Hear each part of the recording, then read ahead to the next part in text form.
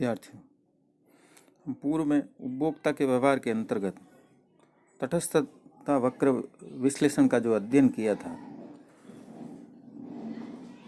उसी प्रकार से एक फर्म के लिए साधनों के न्यूनतम लागत सहयोग का अध्ययन करने के लिए समोत्पत्ति वक्रों का उपयोग किया जाता है।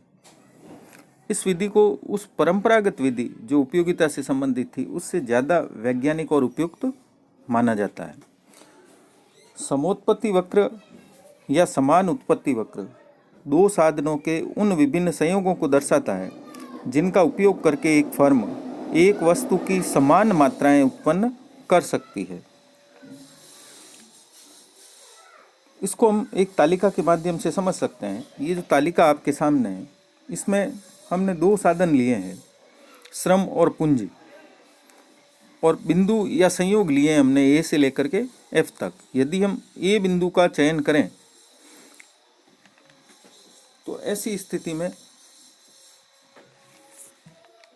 श्रम और पूंजी की जो हम मात्राएं लेंगे, इन मात्राओं के आधार पर, है ना, जो परिवर्तन आ रहा है, इस परिवर्तन को हम डेल्टा सी और डेल्टा एल से सूचित करेंगे। और इसके बाद इससे हम ज्ञात कर सकते हैं कि MRTS क्या है, तकनीकी प्रतिस्थापन की सीमांत दर क्या है।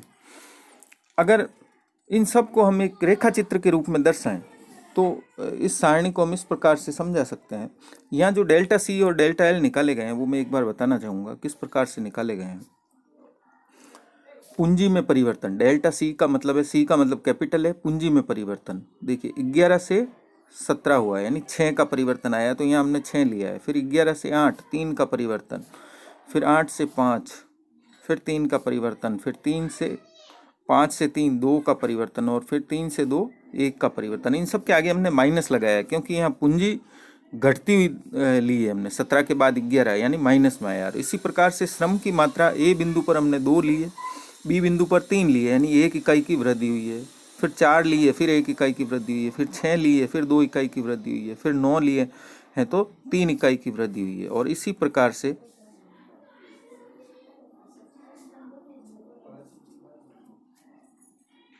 अंत में 4 हो जाती है क्योंकि यह 9 से 13 हो रही है। अगर इन्हीं सारणी को मैं रेखा चित्र पर प्रदर्शित करें तो हमारे सामने जो रेखा चित्र है वो इस प्रकार का होगा। इसमें वो एक्स अक्ष पर श्रम की मात्रा और वाई अक्ष पर पूंजी की मात्राएं ली गई है। उसी सारणी को दर्शाते हुए यहाँ ए बिंदु जो है वो 17 इकाई श्रम और 17 इकाई पूंजी और 2 इकाई श्रम को दर्शाता है। बी बिंदु जो है वो 11 इकाई पूंजी और 3 इकाई श्रम को दर्शाता है। सी बिंदु 8 इकाई पूंजी और 4 इकाई श्रम को दर्शाता है। डी बिंदु 5 इकाई पूंजी और 6 इकाई श्रम को दर्शाता है। ई बिंदु 3 इकाई पूंजी और 9 इकाई श्रम को दर्शाता है। और अंत में एफ बिंदु 2 इकाई पूंजी और 13 इकाई श्रम को दर्शाता है। तो इन A B C D E F बिंदुओं को अगर हम मिला लें, है ना, ये विभिन्न संयोग हैं जिनको ये दर्शाते हैं, जिनमें से प्रत्येक का उपयोग करने पर, यहाँ आगे हमने लिखा है, देखिए 10 इकाई मान लिखा है, नीचे 10। तो इनमें से किसी भी संयोग का प्रयोग करें, चाहे ए का करे, चाहे डी का करे, चाहे एफ का करे, तो इसका उपयोग करके एक फर्म 10 इकाई माल उत्पन्न कर सकती है। इन बिंदुओं को अगर हम मिला लें ए से लेकर एफ तक तो एक वक्र बनाया जा सकता है जिसे हम समोत्पत्ति वक्र कहते हैं, और यही समोत्पत्ति वक्र है। इसका अर्थ यह है कि इस वक्र पर एक अन्य संयोग भी पूंजी व श्रम के उन संयोगों को दर्शाते हैं जिनका उपयोग करके 10 इकाई माल उत्पन्न किया जा सकता है। फिर मैं तालिका पर आता हूँ। तालिका से मैंने आपको बताया था कि MRTS हम इससे निकाल सकते हैं। MRTS L for C, ठीक है ना। इन्हें श्रम के लिए पूंजी की सीमांत प्रतिस्थापन की दर या तकनीकी प्रतिस्थापन की सीमांत दर, marginal rate of technical substitution L for C, ये जो होती है ये होती है डेल्टा C बटा डेल्टा L के, जिसका अर्थ ये है कि 1 इकाई श्रम को बढ़ाने पर पूंजी की कितनी इकाइयाँ कम की जाती है। ये बिल्कुल वैसे ही है जैसा हमने उपयोगिता विश्लेषण में, क्रमवाचक विश्लेषण में MRS पढ़ा था, मार्जिनल रेट ऑफ सब्सटीट्यूशन, प्रतिस्थापन की सीमांत दर।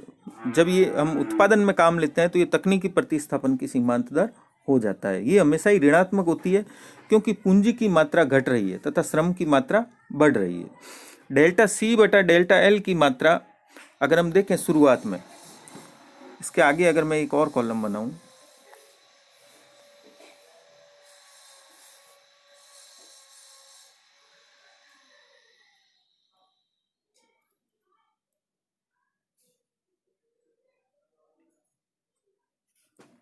मैं यहीं पर लिख लेता हूं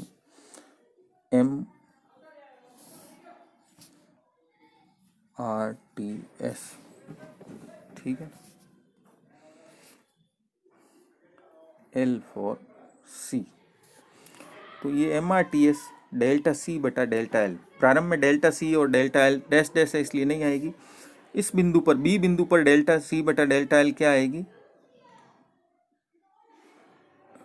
-6/1, तो ये आ जाएगी -6। फिर इस बिंदु पर डेल्टा C में कितना परिवर्तन हुआ है, -3 का, और डेल्टा L में +1 का, तो यहाँ आ जाएगी -3। फिर यहाँ भी आ जाएगी, इसमें कितना परिवर्तन हुआ है,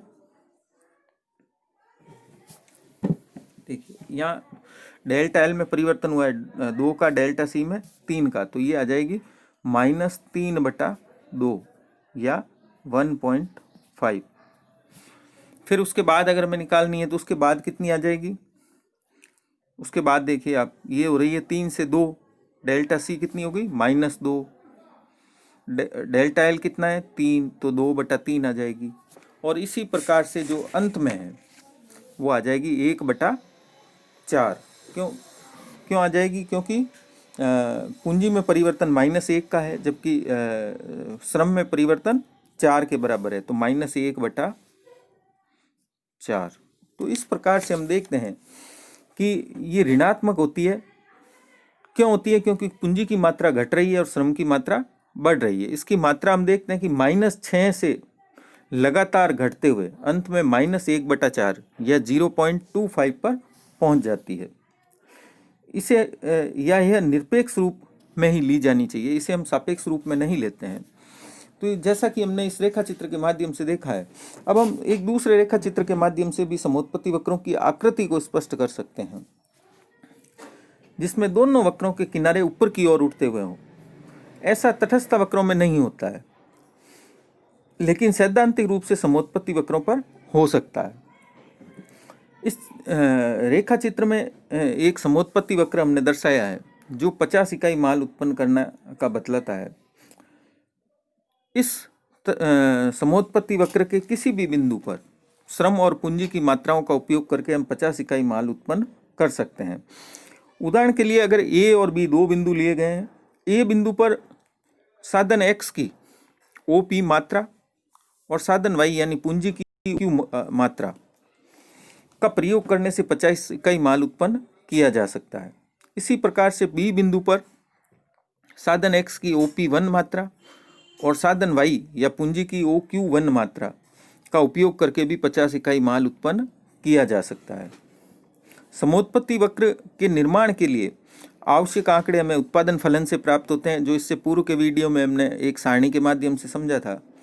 एक समोत्पत्ति वक्र की आकृति एक तटस्थ वक्र की आकृति से मिलती जुलती होती है, लेकिन सैद्धांतिक दृष्टि से समोत्पत्ति वक्र अपने दोनों किनारों पर ऊपर की ओर उठता हुआ हो सकता है, जैसा कि इस चित्र में दिखाया गया है।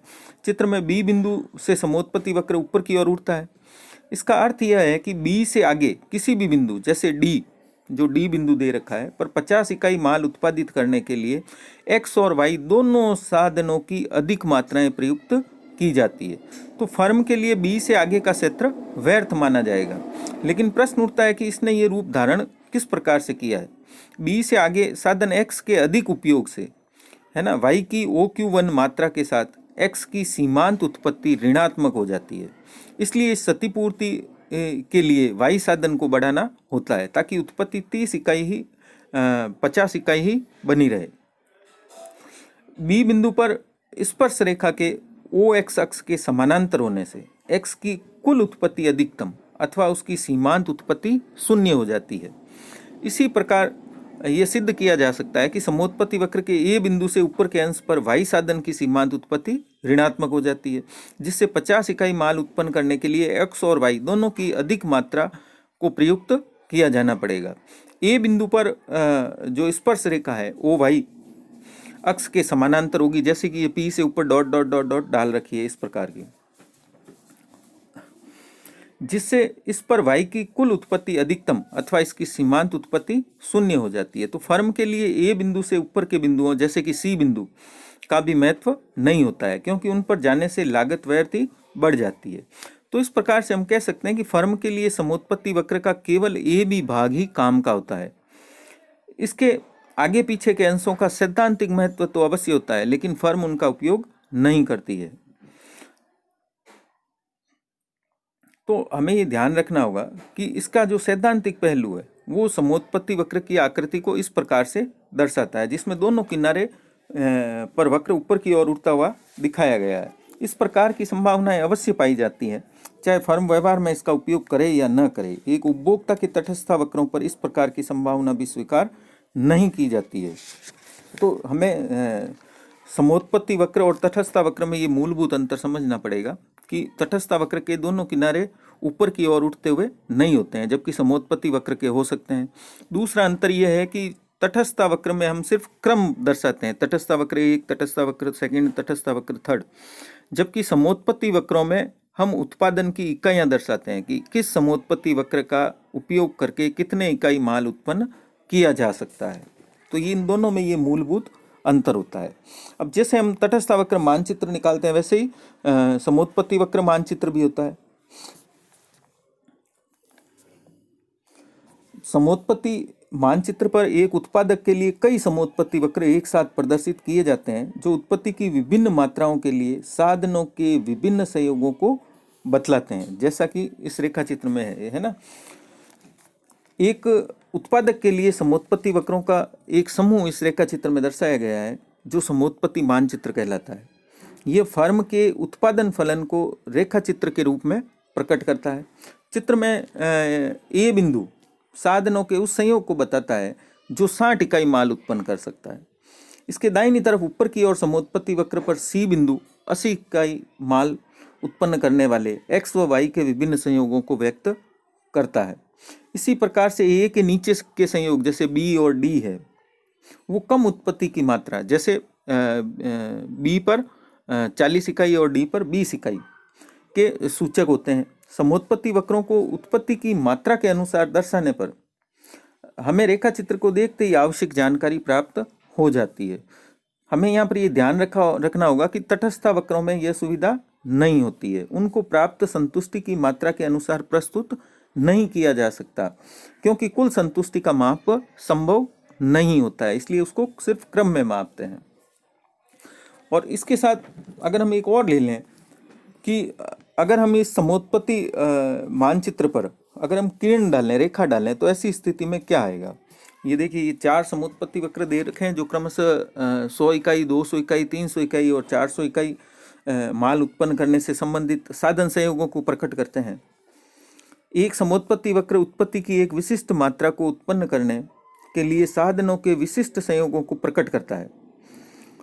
अतः एक समोत्पत्ति वक्र पर एक बिंदु से दूसरे बिंदु तक जाने पर उत्पत्ति की मात्रा स्थिर रहती है, लेकिन साधनों का अनुपात निरंतर ही बदलता जाता है। जैसे हम 100 इकाई माल के समोत्पत्ति वक्र पर एम बिंदु पर, ये देखिए यहाँ पर एम बिंदु है,